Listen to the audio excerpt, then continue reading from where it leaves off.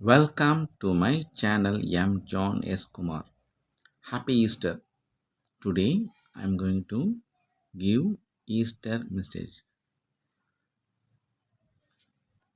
The woman thought they would find a body to anoint.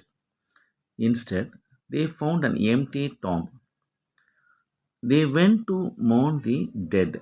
Instead, they heard a proclamation of life. For this reason, the gospel tells us the woman was seized with trembling and amazement, full of fear, trembling and full of amazement, a fear mingled with joy that took their hearts by surprise when they saw the great stone before the tomb rolled away and inside a young man in a white robe.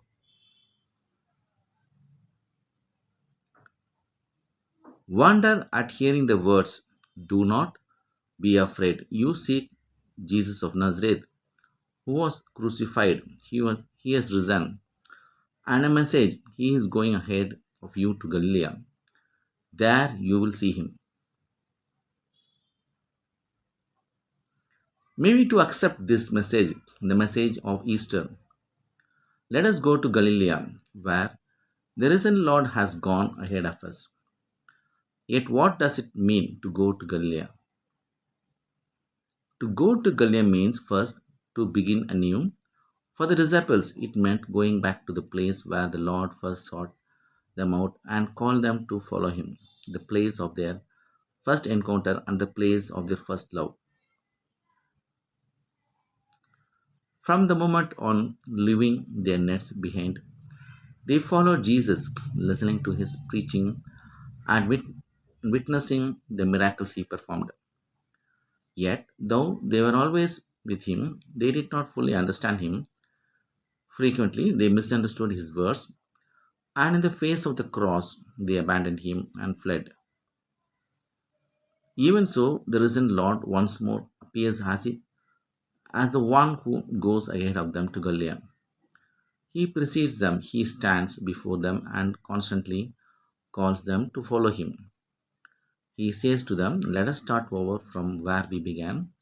Let us begin anew. I want you to be with me again in spite of everything." In this Galilee, we learn to be amazed by the Lord's infinite love, which opens new trials along the path of our defeats. He is like this, and He invites us to Galilee to be like this.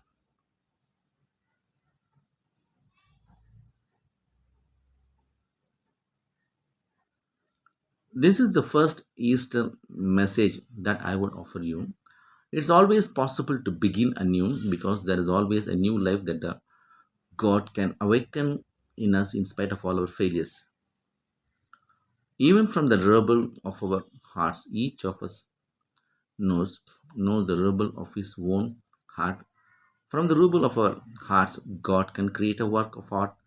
From the ruined remnants of our humanity, God can prepare a new history. He never ceases to go ahead of us in the cross of suffering,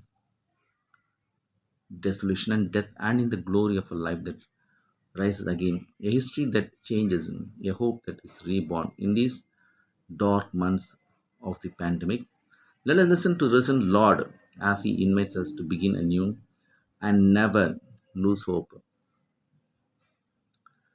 Going to Galilee also means setting out on new paths. It means walking away from the tomb. The women were looking for Jesus in the tomb. They went to recall what they had experienced with him, which was now gone forever. They want they went to indulge in the grief. There's a kind of faith that can become the memory of something once beautiful, now simply to be recalled. Many people, we too, experience such a faith of memories as if Jesus were someone from the past, an old friend from the youth who is now far distant. An event that took place long ago when they attended catechism as a child. A faith made up of habits, things from the past, lovely childhood memories, but no longer a faith that moves me or challenges me. Going to Galilee, on the other hand, means realizing that faith, if it is to be alive, must get back on the road. It must daily renew the first steps of the journey and the amazement of the first encounter, and it must continue to trust, not thinking it already knows everything, but embracing the humility of embracing the humility of those who let themselves be surprised by God's ways. We are afraid of God's surprises. We are often afraid that God will surprise us. And in today, the Lord invites us to let us self be surprised.